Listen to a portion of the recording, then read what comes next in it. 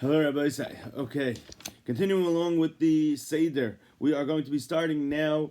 Magid, Sipur Yitzias Mitzrayim is the main part of the Seder. We start off Magid. We actually introduce Magid with the following paragraph. And if you have a Haggadah, it might be worth it to pull out a Haggadah. And we'll read the words inside. It's 5 lines that we say in Aramaic to introduce Sipur Yitzias Mitzrayim before we actually start the Haggadah. Before we start Manishtana and Sipur Yitzias Mitzrayim, we say the following words: Lachma Anya. This is the bread of poverty. Diacholu avahasana ba'ara de Mitzrayim. That our fathers ate in the land of Mitzrayim. At this point, the minhag is to uncover the matzahs. We have the matzahs covered. When we make kiddush, we always cover the challah, or on Pesach we cover the matzah. At this point, we uncover the matzah and we perhaps hold up the matzah, and we say Lachma Anya. This is the bread of poverty. Diacholu avasana, that our fathers ate.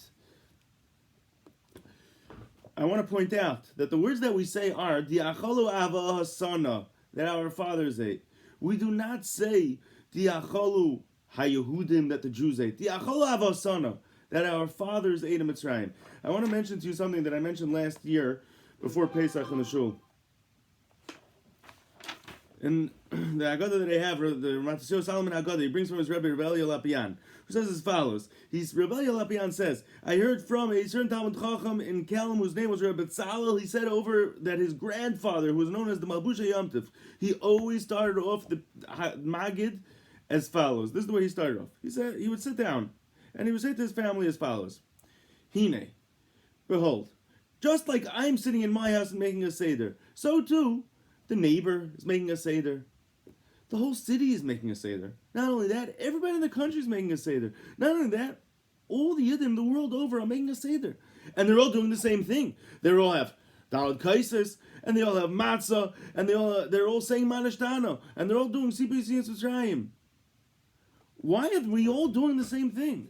The answer is, I'm doing it because my father did it. And they're doing it because their father did it. And their father, so their father did it. And my father did it, so his father did it. And all of the dairis, one dar, so the next dar do it, so the next dar do it, so the next dar do it, all the way up to the dairis of the Ameirayim and the Tanoim and the Anshe Knesset Agdala, the Nevi'im, Moshe, Aaron, Yeshua, all the way back to the dar that actually left Mitzrayim. The only way that it's logical that we're all doing the same Pesach Seder is because it's all going back. Our fathers did it because my father, so his father did it, and his father, so his father did it, and his father did it, so his father did it, all the way back to the dar that left Mitzrayim that actually saw Yitzias Mitzrayim. The dar in the Midbar that made a Seder, they actually saw Yitzias Mitzrayim, and they relived the Seder and passed it on to their children, passed it on to their children, all the way down to us. That's what we're saying. That our fathers ate. Not just abstract that the Yidden ate. Our fathers. We have to give over. This is the way we start with Magid. That we have to give over. That this is the story of our family. Our fathers. That's how we start off. We move on. Kol dichvin yesei v'yechol. Whoever is hungry should come and eat. Kol ditzrich yesei v'yifsach. What a joke. Whoever wants, come and eat. You know, it would be nice if you put up, like a week before Pesach, you put up a sign in the supermarket, anybody who wants, there's an open Seder. But like, now we're sitting at the Seder, nobody hears you. What are we saying? Anybody who wants should come and eat. So this Fasema says that this is part of the V'higad Levincha, part of our telling over to our children. Obviously, this is not a legitimate invitation called Dichvin. Anybody who wants should come and eat because nobody even hears me. This is part of the V'higad Levincha. Part of what we're telling ourselves, telling our children is that we are a people, that we have an open home called Dichvin Yesef Yechol. We live for others. This is part of what we are giving over to our children, that we are a people of called Dichvin Yesef Yechol. Especially this year, many of us are going to be sitting at a Pesach Seder by ourselves with only our immediate family, it looks like. But even so, and even though we really won't, we probably wouldn't even accept if somebody asks, can I come to the Seder? You have to ask a Shiloh. Probably you're not allowed to accept him this year. But we are still a people of Kol Dichvin Yesef Yechol. Anybody wants to come and eat. Kol Dichvin Yesef Yifsach. Now we end off. Hashata Hacha. This year we are here. Lashana Haba, in the coming year, Ba'arad Yisrael, in Eretz Yisrael. Hashata Avde, this year we are Abadim. Lashana Haba, in the coming year, B'nai Chayim will be free. Everybody say, I intend, especially starting tomorrow, I hope to stick to the Haggadah and not constantly refer to the matzav and coronavirus.